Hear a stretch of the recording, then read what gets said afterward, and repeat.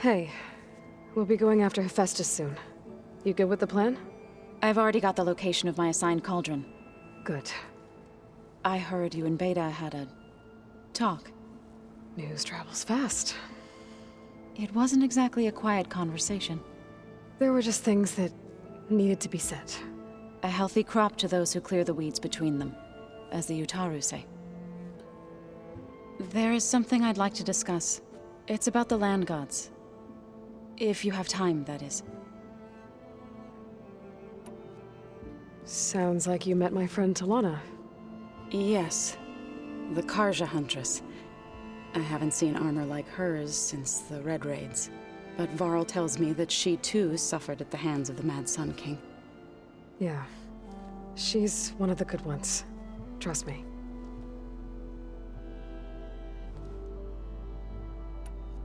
Have you met our new Quen guest yet? I could barely keep up as she gave herself a tour of the base. Varl gave her a new focus. Though when he told her she was free to access all the data we have here, she turned so pale I thought she'd faint on the spot. We showed her to the archive room so she could see for herself. She hasn't left the place since. That sounds like Alva. So you've been talking to Gaia? Yes. She was kind enough to take me through some of the history of the Old Ones, including their demise and the heroic actions of her creator, Elizabeth Sobek. I was surprised to see she was you. Past, but reborn? Not that I claim to understand how. You've been getting to know Erend, I assume? Of course. Any friend of Varl's is a friend of mine. In this case, a very loud friend.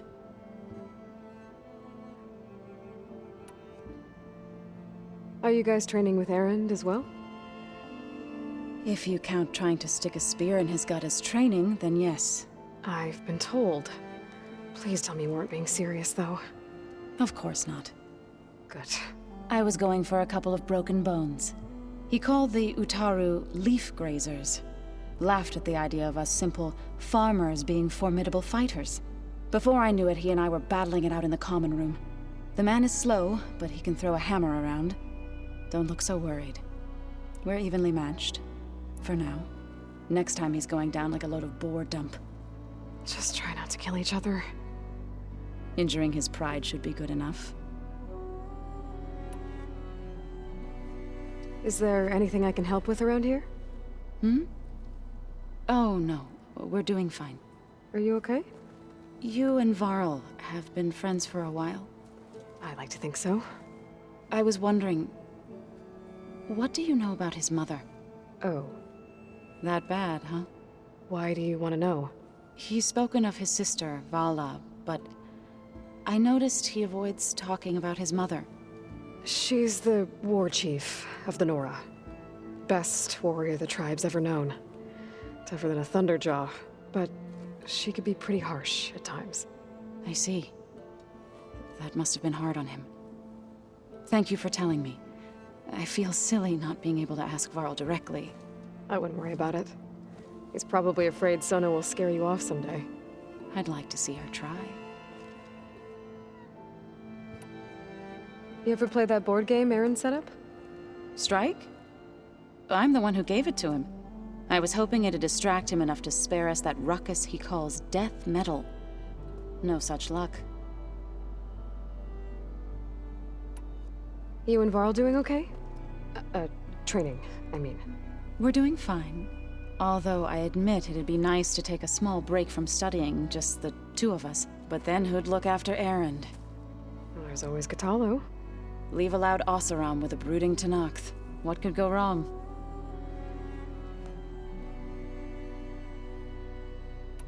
How are things with everyone? Slightly quieter. Aaron's been busy scouring data on his newest obsession. Apparently the old ones wrestled machines as some kind of performance. Called it metal versus meat. A must-see battle between steel and flesh, as Aaron likes to put it. You'd think we have enough of that going around as it is.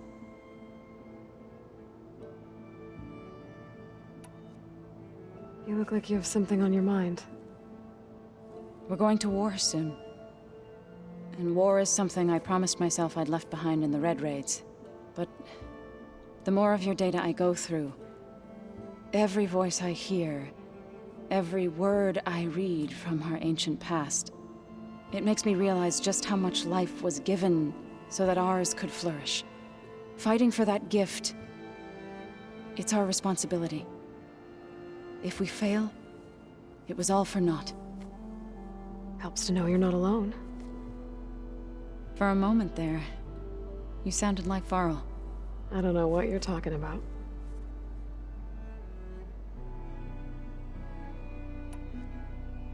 What else have you been up to? I've been studying Gaia's seedlings, the subfunctions. I wanted to understand why one of them would do what they did to Fa. Imagine my surprise when I looked into this Hephaestus and found out it helped create all machines, our land gods included. In a way, the Utaru owe Hephaestus our whole way of life, as well as our current troubles. That's why we have to make Gaia whole again.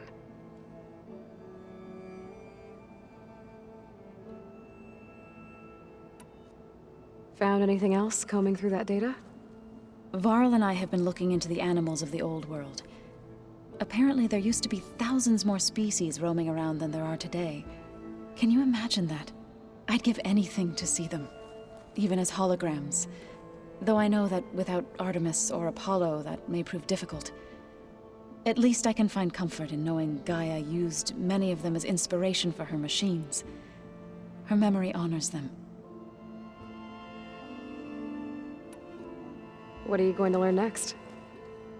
I'm not sure. I asked Gaia for suggestions, and she brought up data you found on something called a museum?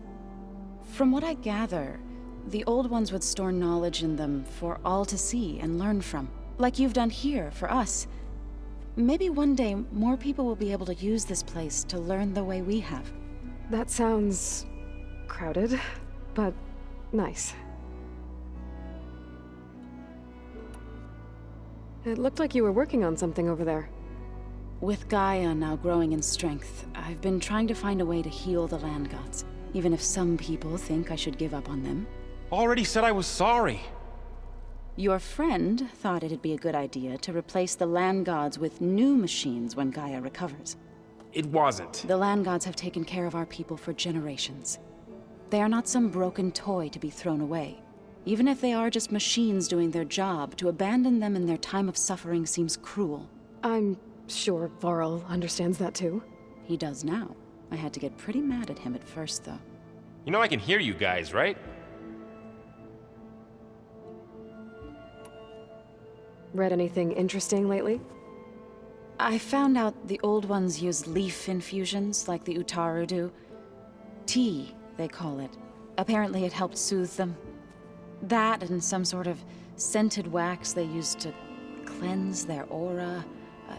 Plus something called bubble baths. Me, I think I'll stick to singing to calm the nerves. Learn anything interesting lately?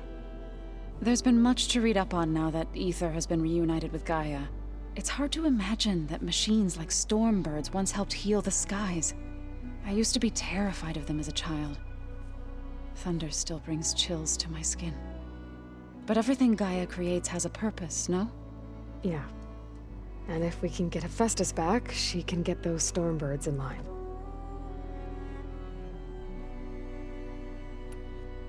Varl looks pretty focused. He's been obsessing over the data revealed to us by Poseidon. Just the other day, we read about mountains hiding deep underwater that spew fire. If I understand correctly, Gaia said the flames they release come from the very center of the Earth. Like a heart, beating with the life of the world. As always, the cycle can be found in even the most unlikely of places. Of course, Varl's mostly interested in watching explosions happen underwater.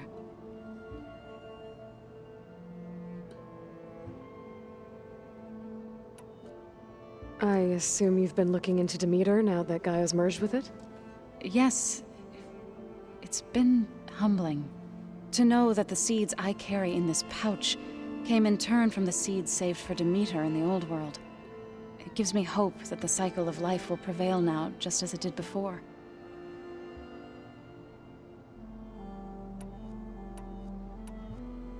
Did Gaia tell you anything about the Zeniths? She did, though it wasn't exactly easy to believe. To think that there are places among the stars where life can bloom as it does here, it is humbling, to say the least, and heartbreaking that such life should be bent on destroying ours. The Zeniths did a number on Beta. But she seems to trust Varl. I still can't believe she told him the Zeniths are immortals. Old ones who cut themselves off from the cycle of life and decay. I've never heard of anything so selfish. To deny our dying bodies to the Earth. To doom the life that would bloom in their place. It's despicable.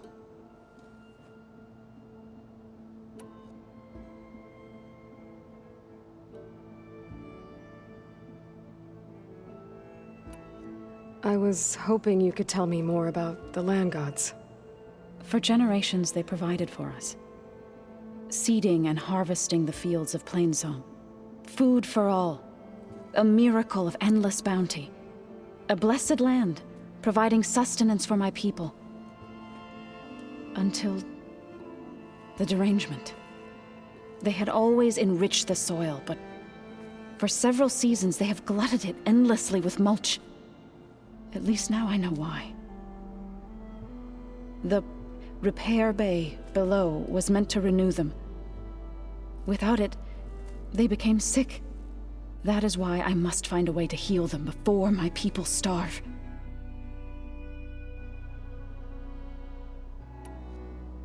So, how does a tribe like the Utaru manage to maintain the peace with warriors like the Tenakth? By holding them off. When our fields bloomed aplenty, the Tenakth looked upon our lands with envy. But Plainsong's dishes provided sanctuary and high ground to keep invaders at bay. In the end, even the Tenakth saw sense in a truce. The Utaru promised to provide the Tenakth with food from our crops every year. In exchange, the Tenakth would relinquish one of their own, a veteran, to train the Utaru in combat. This custom was abandoned a few years after the derangement. But some veterans still remain in the plains. I believe I've met them already.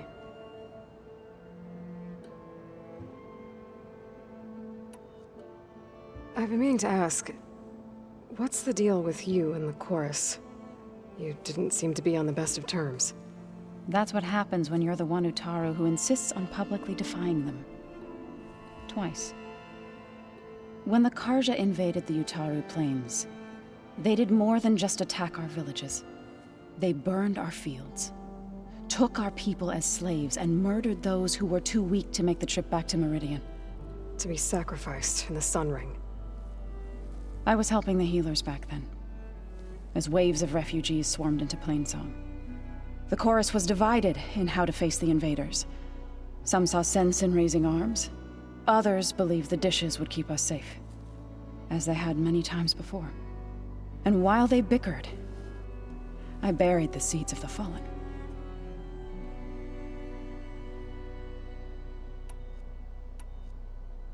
It couldn't have been easy. Seeing your people suffer while the Carja invaded your lands. I come from a small village near Plainsong. My grandmother used to say there was no seed that wouldn't grow there. I moved to the dishes when I decided to apprentice as a healer. When the Red Raids began, I thought about going back. But the injured kept pouring into Plainsong, day after day. So I kept putting it off. One day, I woke up to hear a Carja raiding party had ransacked my village during the night. I rushed there with the healers to help the survivors, but there weren't any left. The smell of burning flesh haunts me to this day. I'm sorry, Zoe.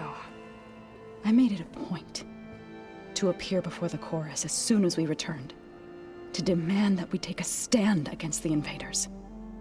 I was denied. So I left to fight on my own.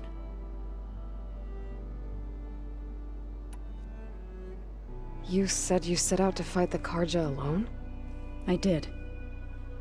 But it turned out I wasn't the only one. News of my disagreement with the chorus spread through the plains. Before I knew it, I had more than a dozen Utaru warriors ready to follow me into battle.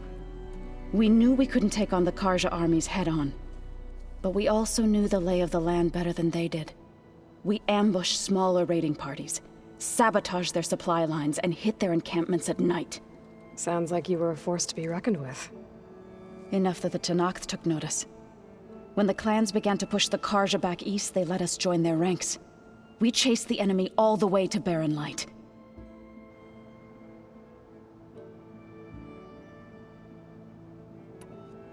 You said you were at Barren Light when the Tenakth defeated the Karja? Tenakth marshals climbed the cliffs of the Daunt under cover of night, then attacked from the other side. Before we knew it, the gates were open, and the full force of the clans burst through. What happened next was not something I like to remember. When all the dust and blood settled, I smelled it again. The stench of burnt flesh. Our enemies defeated. What was left of my squad returned to the Utaru Plains. I went back to Plainsong. But even as the harvest passed, it didn't feel like I'd truly returned at all. Is that when you became a grave singer? I thought soothing the suffering of others would somehow appease my own. Then you came along and gave me a choice. I could either sing at people's graves or fight for a chance to keep them alive. I'm glad you chose the latter.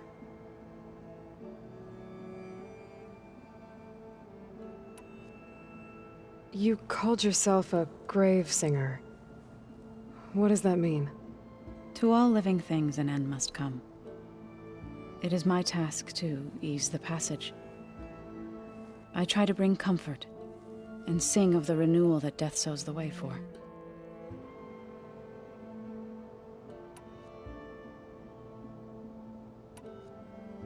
You said you wanted to talk about the land gods? I think there's a way to heal them so that they'll once again provide Plainsong with grain. Gaia gave me a set of instructions. She called it reboot code.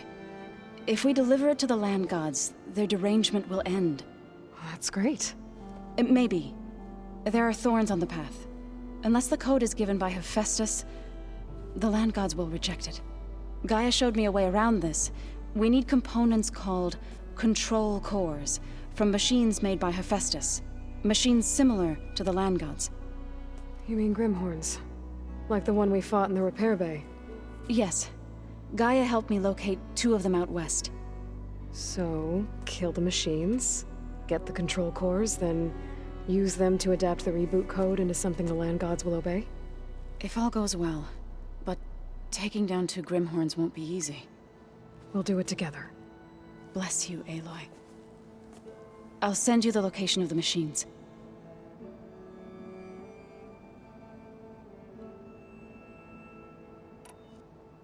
I should go. As soon as you intend to leave for Gemini, You'll hear about it.